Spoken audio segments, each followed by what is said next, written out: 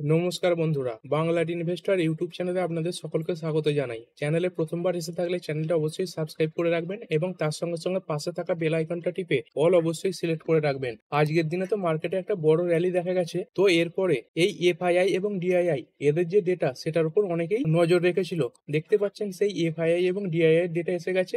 DII আজকের দিনে ৩,৫০৩ কোটি টাকার শেয়ার কিনেছে এবং এফআইআই এরা ১৯৯২ কোটি টাকার শেয়ার কিনেছে। মানে দুজনেই আজকে ইন্ডিয়ান শেয়ার মার্কেটে কেনাকাটা করেছে।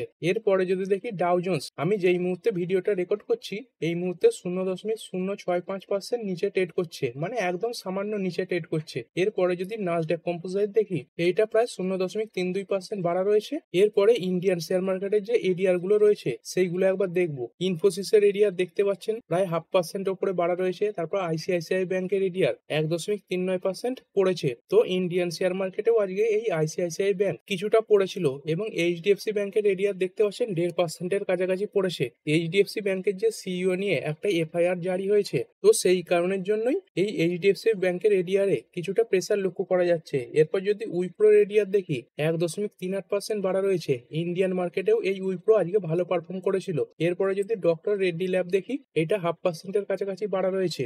মেঘমাই ট্রিপ ০.৬৮% নিচে ট্রেড করছে। এরপরে মার্কেটের কিছু কোম্পানি সম্বন্ধে দেখে নেবো। ইন্টারগ্লোব এভিয়েশন আজকের দিনে 4%-এর কাছাকাছি বেড়েছে। তো এই বাড়ার কি কারণ রয়েছে? কারণ এইচএসবিসি এরা এই ইন্ডিগোর যে টার্গেট প্রাইস সেটা বাড়িয়ে দিয়েছে। এবং কি কারণে বাড়িয়েছে? কারণ এই এইচএসবিসি বলছে এই যে ইন্ডিগো এদের যে বিজনেস সেটা পায় নিয়ার মনোপলিতে চলে এসেছে, মানে এরা মার্কেটের একটা বড় লিডার হয়ে গেছে এবং এর ধারে কাছে কেউ নেই। এখানে দেখতে পাচ্ছেন টোটাল যে ডোমেস্টিক ক্যাপাসিটি তার মধ্যে 3/2 এই ইন্ডিগো পরিচালনা করে থাকে এবং বাকি যে কোম্পানিগুলো মার্কেটে রয়েছে তারা খুব ছোটখাটো বিজনেস করে। তো এই জিনিসগুলোকে মাথায় রেখেই এই এইচএসবিসি এরা আশা করছে এই ইন্ডিগো স্টকটা বর্তমান দাম থেকে ২১.৩% ওপরে যেতে পারে। স্টকটার বর্তমান দাম চলছে ৫,৭০৪ টাকা এবং এই এইচএসবিসি আগে টার্গেট দিয়েছিল ৫,৯৭৫ এবং সেই জায়গা থেকে বাড়িয়ে করেছে ৬,৬৫০। তো এই কারণের জন্যই স্টকটা আজকে ভালো পারফর্ম করেছে। এরপরে যদি দেখি টাটা টেকনোলজিস লিমিটেড আজকের দিনে ২.৫%-এর কাছাকাছি বেড়েছে।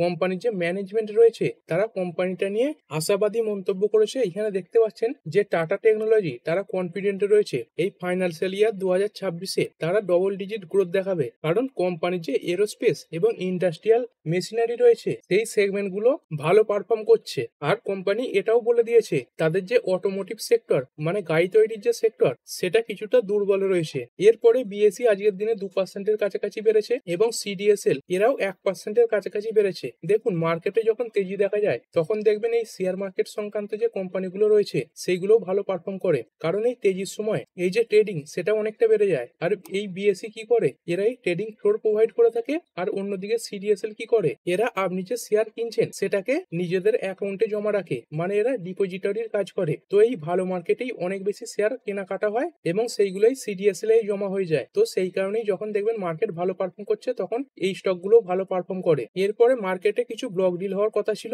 সেই ব্লক ডিল গুলো হয়েছে। প্রথমে যদি দেখি সুইলন এনার্জি লিমিটেড, এতে কোম্পানির প্রমোটার সংখ্যার হিসাবে ২০ কোটি শেয়ার বিক্রি করে দিয়েছে ওপেন মার্কেটে এবং যেটা পার্সেন্টেজ ওয়াইজ দেখলে কোম্পানির টোটাল যে শেয়ার হোল্ডিং তার ১.৪৬%। কোম্পানির যে প্রমোটার গ্রুপ রয়েছে এই আর হাব এবং আর ফ্যামিলি এবং এই যে টান্টি ট্রাস্ট রয়েছে, তারপর রাম ভাবেন উখাবাই আছে, তারপর যে টান্টি হোল্ডিং প্রাইভেট লিমিটেড রয়েছে, এরাই এই ব্লক ডিলে অংশগ্রহণ করেছে।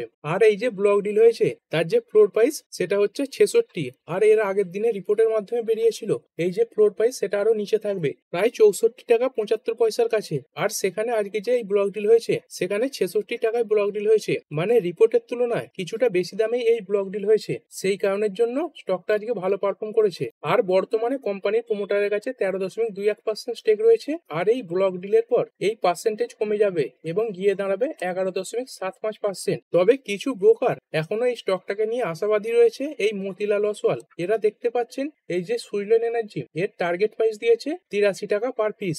আর এখনো পর্যন্ত এই ব্লক ডিলের কোনো অফিসিয়াল অ্যানাউন্সমেন্ট কোম্পানির তরফ থেকে কিন্তু আসেনি, মানে কে শেয়ার কিনেছে সেই তথ্য এখনো সামনে আসেনি। এরপরে যদি দেখি উইপ্রো লিমিটেড, এই স্টকটাতেও আজকে একটা বড় ব্লক ডিল হয়েছে। যদি দেখেন কোম্পানির প্রমোটার এই আজিম প্রেমজি ট্রাস্ট প্রায় ২০ কোটি শেয়ার বিক্রি করে দিয়েছে, যার আনুমানিক মূল্য ৫,০৫৭ কোটি টাকা। আর কারা এই শেয়ার কিনেছে, এইখানে দেখতে পাচ্ছেন হাসাম ট্রেডার্স, এরা ১১.৯০ কোটি শেয়ার কিনেছে। কিনেছে এবং প্রাজিম ট্রেডার্স এরা 5.95 কোটি শেয়ার কিনেছে। আর ইন্টারেস্টিং ব্যাপার হলো এই যে ব্লক ডিল হয়েছে সেটা আগের দিনের যে ক্লোজিং প্রাইস তার থেকে 0.60% বেশি দামে হয়েছে। শুক্রবারের ক্লোজিং প্রাইস ছিল 248 টাকা 59 পয়সা, আর এই ব্লক ডিল হয়েছে 250 টাকায়। আর এই হাই প্রিমিয়ামে ব্লক ডিল হওয়ার কারণেই এই উইপ্রো শেয়ারটা 1.26% বেড়েছে।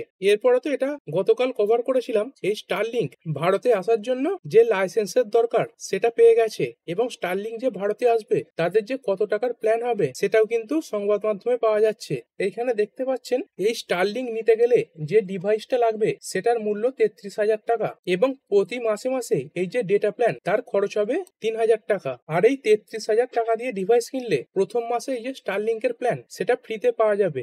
আর রিপোর্টের মাধ্যমে এটাও পাওয়া যাচ্ছে যে স্টারলিংক 2 মাসের মধ্যেই ভারতে তাদের যে অপারেশন সেটা শুরু করে দেবে। এরপরে তো খবরে নিশ্চয়ই দেখেছেন মুম্বাইয়ে একটা বড় ট্রেন অ্যাক্সিডেন্ট হয়েছে যেখানে অতিরিক্ত ভিড়ের কারণে 4 জনের মৃত্যুও হয়েছে। তো এরপরেই সেফটির কারণে যে ইন্ডিয়ান রেলওয়েজ আছে তাদের থেকে কিছু অ্যানাউন্সমেন্ট এসেছে। এই মুম্বাই যে সাব আরবান ট্রেনগুলো চলবে তাদের প্রত্যেকটাতেই এই যে অটোমেটিক ডোর সেইগুলো বসানোর কথা ঘোষণা করা হয়েছে। মানে স্টেশন ছাড়ার আগেই এই যে ডোর সেগুলো বন্ধ হয়ে যাবে। তো এই কারণেও ইন্ডিয়ান শেয়ার মার্কেটের কিছু যে রেলওয়ে কোম্পানি তারা অর্ডার পেতে চলেছে। দেখুন এখনো পর্যন্ত কোনো অফিসিয়াল খবর আসেনি যে কোন কোম্পানি এই অর্ডারটা পেতে চলেছে, তবে মার্কেটে কিছু কোম্পানি এই নিয়ে কাজ করে থাকে, যেমন টিটাগড় রেল সিস্টেম লিমিটেড, তারপরে বিইএমএল লিমিটেড, তারপরে Texmaco rail and engineering limited এবং হিন্দ রেকটিফায়ার। তো এই কারণে আপনি চাইলে এই স্টকগুলোকে আপনার নজরে রাখতে পারেন। এরপরে কাপুর ফ্যামিলির কোম্পানি বালাজি টেলিফিল্মস আজকের দিনে 5% আপার সার্কিল লাগিয়েছে। খবর হিসাবে যদি দেখেন এই যে নেটফ্লিক্স রয়েছে তারা এই বালাজি টেলিফিল্মের সঙ্গে একটা ক্রিয়েটিভ পার্টনারশিপ করেছে। মানে এই নেটফ্লিক্সে এই যে বালাজি টেলিফিল্মস এদের মাধ্যমে কিছু প্রজেক্ট আসতে চলেছে। আর এর আগেও এই বালাজি টেলিফিল্মস এবং নেটফ্লিক্স একসঙ্গে কিছু কাজ করেছে। এরপরে বিজয় কেডিয়াজির একটি কোম্পানি আগামীকাল ফোকাসে থাকবে। যদি কোম্পানির শেয়ার হোল্ডিং প্যাটার্ন দেখেন এখানে দেখুন বিজয় কিষানলাল কেডিয়া এনার কাছে 3% স্টেক রয়েছে এবং তারই যে Kedia securities private limited company এর কাছে 1.86% স্টেক রয়েছে।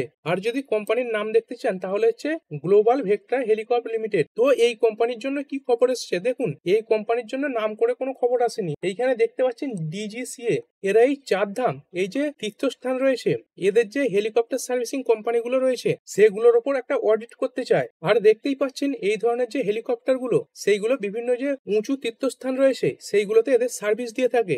এইগুলোর মূলত 4 সিটার 5 সিটার 6 সিটার এরকম হয়ে থাকে। আর বিভিন্ন সেফটি ইনসিডেন্ট এটাকে মাথায় রেখেই এই যে directorate general of civil aviation এরাই অডিট করতে চলেছে এবং এই অডিটের পরে যদি কিছু ভুল ধরা পড়ে তাহলে কিন্তু এই যে 4 ধামের হেলিকপ্টার অপারেশন সেটা পুরোপুরিভাবে সাসপেন্ড করে দেওয়া হবে। মানে এই ধরনের যে সার্ভিসিং গুলো মানে হেলিকপ্টারে করে তীর্থস্থানে পৌঁছে যাওয়া সেই ধরনের সার্ভিস গুলো আর 4 ধামে পাওয়া যাবে না। আর এই কারণের জন্যই এই যে কোম্পানিটা রয়েছে গ্লোবাল ভেক্টর হেলিকপ্টার লিমিটেড এটা কিছুটা ক্ষতিগ্রস্ত হবে। কারণ কোম্পানির যদি বিজনেস দেখে এখানে দেখতে পাচ্ছেন কোম্পানি কোথায় কোথায় সার্ভিস দিয়ে থাকে। অয়েল অ্যান্ড গ্যাস সেগমেন্টে মানে সমুদ্রের মাঝখানে যে অয়েল এবং গ্যাস উৎপাদন করা হয় সেইখানেই হেলিকপ্টারের মাধ্যমে এরা সার্ভিস দিয়ে থাকে। তারপরে দেখুন এই হেলিকপ্টার পিলগ্রিমেজেস মানে বিভিন্ন যে তীর্থস্থান সেখানে এই হেলিকপ্টার সার্ভিসেস দিয়ে থাকে। আর তারই মধ্যে একটা নাম এখানে দেখুন 4 ধাম যাত্রা। আর এই 4 ধাম যাত্রাতেই এই ধরনের যে হেলিকপ্টার গুলো তাদের উপর একটা অডিট হতে চলেছে এবং এদের যে লাইসেন্স সেটাও সাসপেন্ড হতে পারে। তো এই কারণের জন্য আগামীকাল আপনি চাইলে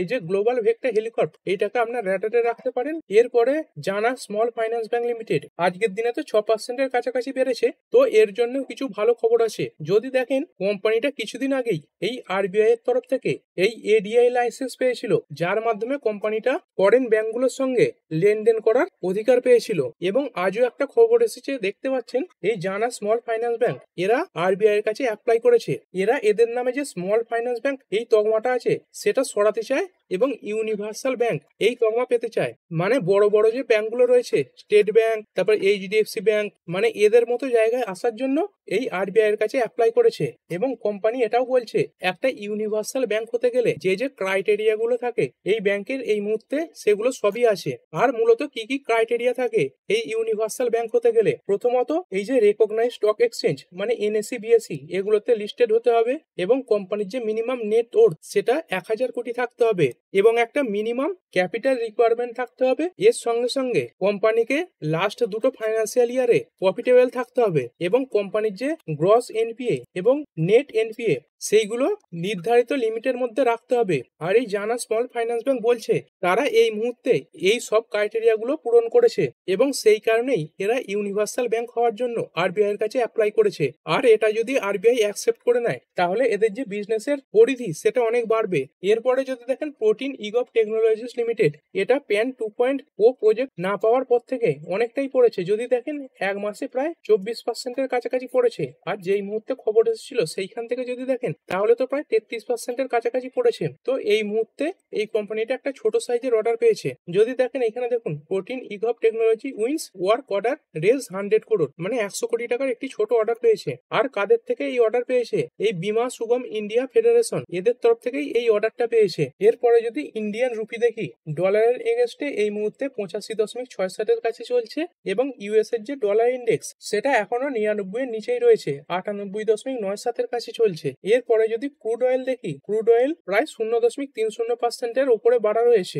গোল্ড আস্তে আস্তে কিছুটা শান্ত হয়েছে, দেখতে পাচ্ছেন গোল্ড এই মুহূর্তে 98,635 এ চলছে এবং এক একটি বিটকয়েন এই মুহূর্তে 1,07,934 ইউএসডি ডলারের কাছে ট্রেড করছে এবং আজকের দিনেও বিটকয়েন 2% এর কাছাকাছি বেড়েছে। আর ভিডিও শেষে একবার ডাউ জোন্স দেখে নেবো। ডাউ জোন্স দেখতে পাচ্ছেন নেগেটিভে ছিল, সেখান থেকে পজিটিভে চলে এসেছে। এই মুহূর্তে 0.17% ট্রেড করছে এবং নাসডাক যদি দেখি, নাসডাক এই মুহূর্তে 0.42% ওপরে ট্রেড করছে। তো ঠিক আছে বন্ধুরা, আশা করছি ভিডিওটা আপনাদের ভালো লেগেছে। আপনি চাইলে এটাকে লাইক এবং শেয়ার করতে পারেন। আর শেয়ার মার্কেট সংক্রান্ত ডেইলি নিউজ আপডেট পেতে চ্যানেলটা সাবস্ক্রাইব করে রাখবেন এবং পাশে থাকা বেল আইকনটি টিপে অল অবশ্যই সিলেক্ট করে রাখবেন, যাতে পরবর্তী ভিডিওর নোটিফিকেশন আপনার কাছে সময় মতো পৌঁছে যায়। আর হ্যাঁ, ভিডিওটি শুধুমাত্র ইনফরমেশন এবং এডুকেশনাল পারপাসের জন্য বানানো হয়েছে। আমি সেবি রেজিস্টার্ড নই, তাই কোনো প্রকার শেয়ারে কোনো প্রকার বাই, সেল, হোল্ড বা অ্যাভারেজ করার কোনো সিদ্ধান্ত নেওয়ার আগে আপনার যে ফাইন্যান্সিয়াল অ্যাডভাইজার আছে তার সঙ্গে অবশ্যই আলোচনা করবেন। দেখা হচ্ছে পরের ভিডিওতে। ধন্যবাদ।